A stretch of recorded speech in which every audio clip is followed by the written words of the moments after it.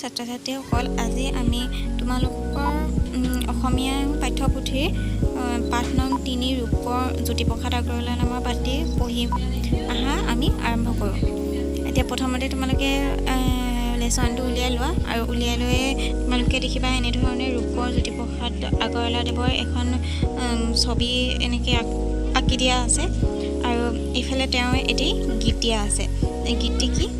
গীতটি তোমালোকে জানাই, এই গীতটি তোমালোকে শুনিছা হয়নে? গীতটি হৈছে কোনে গছে গছে পাতি দিলে ফুলৰে হৰাই কিৰামৰা ফুলৰে হৰাই।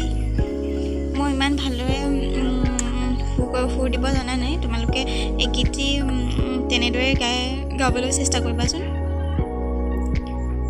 এনেদৰে তেওঁৰ এই গীতটি দিয়া আছে, খুব ধুনীয়া এটি জ্যোতি সংগীত।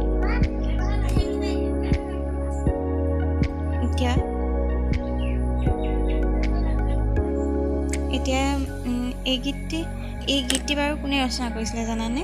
তোমালোকৰ বাবে তেখেতে কবিতা, নাটিকা আৰু অকণি ৰামায়ণ আদিও ৰচনা কৰিছে। এতিয়া কোৱাচোন, এই গীতটি কোনে ৰচনা কৰিছে? এই গীতটি হৈছে ৰূপৰ জ্যোতিপ্ৰসাদ আগৰৱালাদেৱে ৰচনা কৰিছিলে হয়নে? এতিয়া তেওঁ অকল যে গীতেই ৰচনা কৰিছে এনে নহয়, তেওঁ নাটক, অকণি ৰামায়ণ আদিও ৰচনা কৰিছে। তেখেতৰ নাম হ'ল ৰূপৰ জ্যোতিপ্ৰসাদ আগৰৱালা আৰু তেখেতৰ নাম কি? ৰূপৰ জ্যোতিপ্ৰসাদ আগৰৱালা। তেখেতে ৰচনা কৰা গীতবোৰ নিজে সুৰ দি শুৱলা কণ্ঠৰে গাইছিল। তেখেতে নিজে গানবিলাক গীতবিলাক ৰচিছিল, তাৰপিছত নিজে সুৰ দিছিল আৰু নিজে গাইছিল। সেই গীত আৰু সুৰৰ ধাৰাকে জ্যোতি সংগীত বোলা হয়। আৰু তেওঁৰ ৰচা গীতসমূহ আৰু তেওঁৰ সুৰৰ যি ধাৰা, সেই ধাৰাক আমি কি বুলি কওঁ? জ্যোতি সংগীত বুলি কওঁ। ইংৰাজী 1903 চনৰ 17 জুন তাৰিখে ডিব্ৰুগড় তামোলবাৰী চাহ বাগিচাৰ এক সভ্ৰান্ত পৰিয়ালৰ ৰূপৰ জ্যোতিপ্ৰসাদ আগৰৱালাদেৱৰ জন্ম হৈছিল। এতিয়া ৰূপৰ জ্যোতিপ্ৰসাদ আগৰৱালাদেৱৰ কেতিয়া জন্ম হৈছিল? 1903 চনৰ 17 জুন তাৰিখে। আৰু ক'ত জন্ম হৈছিল? ডিব্ৰুগড় তামোলবাৰী চাহ বাগিচাৰ এক সভ্ৰান্ত পৰিয়ালত। এতিয়া তোমালোকে এইটো তোমালোকৰ কাৰণে বহুত দৰকাৰী। এইটো তোমালোকৰ প্ৰশ্ন আহিব পাৰে যে ৰূপৰ জ্যোতিপ্ৰসাদ আগৰৱালাদেৱৰ ক'ত আৰু কেতিয়া জন্ম হৈছিল। তেতিয়া তোমালোকে কি লিখিব লাগিব? 1903 চনৰ 17 জুন তাৰিখে ডিব্ৰুগড় তামোলবাৰীত ৰূপৰ জ্যোতিপ্ৰসাদ আগৰৱালাদেৱৰ জন্ম হৈছিল। এইটো তোমালোকৰ বাবে খুব দৰকাৰী, গতিকে মনত ৰাখিবা দেই। তেখেতৰ পিতৃৰ নাম পৰমানন্দ আগৰৱালা আৰু মাতৃৰ নাম কিৰণময়ী দেৱী। এতিয়া তেখেতৰ পিতৃৰ নাম আছিল কি? পৰমানন্দ আগৰৱালা আৰু মাতৃৰ নাম হ'ল কিৰণময়ী দেৱী। আগৰৱালাৰ পূৰ্বপুৰুষসকলে ৰাজস্থানৰ পৰা আহি তেজপুৰত নিগাজীকৈ থাকিবলৈ লৈছিল। এতিয়া ৰূপৰ জ্যোতিপ্ৰসাদদেৱৰ আগৰ পূৰ্বপুৰুষসকল ক'ৰ পৰা আহিছিল? ৰাজস্থানৰ পৰা। আৰু ৰাজস্থানৰ পৰা আহি তেওঁলোকে তেজপুৰত নিগাজীকৈ থাকিবলৈ লৈছিল। সৰুৰে পৰাই এক সাংস্কৃতিক পৰিৱেশত তেখেতে ডাঙৰ দীঘল হৈছিল। সৰুৰে পৰাই ৰূপৰ জ্যোতিপ্ৰসাদদেৱে কেনেকুৱা এটা পৰিয়ালত ডাঙৰ দীঘল হৈছিল? এটা সাংস্কৃতিক পৰিয়ালত ডাঙৰ দীঘল হৈছিল। ডিব্ৰুগড় শিক্ষা আৰম্ভ কৰি উচ্চ শিক্ষা গ্ৰহণ কৰিবলৈ তেখেত লণ্ডনলৈ গৈছিল। তেওঁ ৰূপৰ জ্যোতিপ্ৰসাদ আগৰৱালাদেৱে প্ৰথমতে ডিব্ৰুগড়তে শিক্ষা আৰম্ভ কৰিছিলে, কিন্তু যেতিয়া তেওঁ লাহে লাহে ডাঙৰ হৈ যেতিয়া উচ্চ শিক্ষা ল'বলৈ আৰম্ভ কৰিলে, তেতিয়া তেওঁ ক'লৈ গৈছিল? লণ্ডনলৈ গৈছিল। আগৰৱালা বোলছবিৰ বিষয়ে শিক্ষা ল'বলৈ বাৰ্লিনলৈ গৈছিল। তাৰপিছত তেওঁ বোলছবি মানে কি? চিনেমা হয়নে? তেওঁ বোলছবিৰ বিষয়ে শিক্ষা ল'বলৈও তেওঁ ক'লৈ গৈছিল? বাৰ্লিন বুলি এখন ঠাইলৈও গৈছিল। তাৰ পৰা উভতি আহি তেখেতে জয়মতী বোলছবি নিৰ্মাণ কৰিছিল।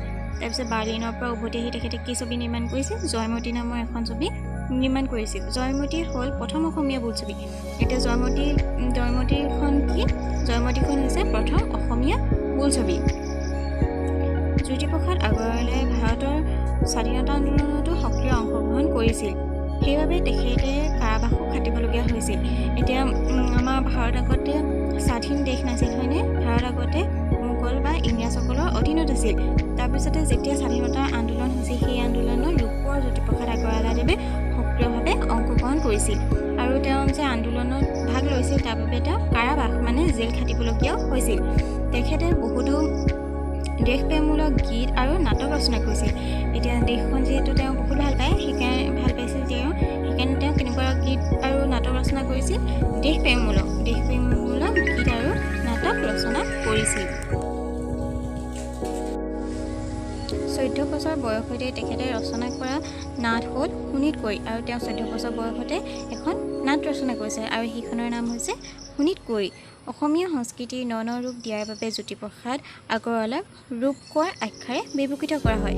এতিয়া জ্যোতিপ্ৰসাদ আগৰৱালাদেৱে যে অসমীয়া সংস্কৃতিক ন ৰূপ দিলে, তাৰমানে ন ৰূপ কেনেকৈ দিলে? বোলছবি নিৰ্মাণ কৰিলে আৰু তাৰপিছতে দেশপ্ৰেমমূলক গীত নাট ৰচনা কৰিলে। 14 বছৰ বয়সতে তেখেতে শোণিতকৈ নামৰ নাটকো ৰচনা কৰিলে। তেনেদৰে তেওঁ অসমীয়া সংস্কৃতিলৈ নতুন মানে অৱদান আগবঢ়াইছিলে। সেইকাৰণে তেওঁক কি উপাধিৰে আমি বিভূষিত কৰিলোঁ? ৰূপকোঁৱৰ।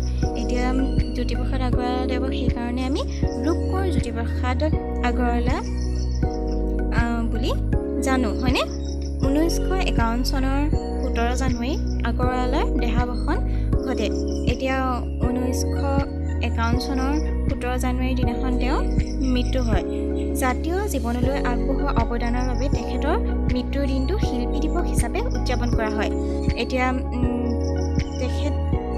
তেখেতৰ মৃত্যু হৈছিল 17 জানুৱাৰী তাৰিখে, হয়নে? আৰু তেখেতৰ সেই মৃত্যু দিনটো আমি শিল্পী দিৱস হিচাপে উদযাপন কৰোঁ।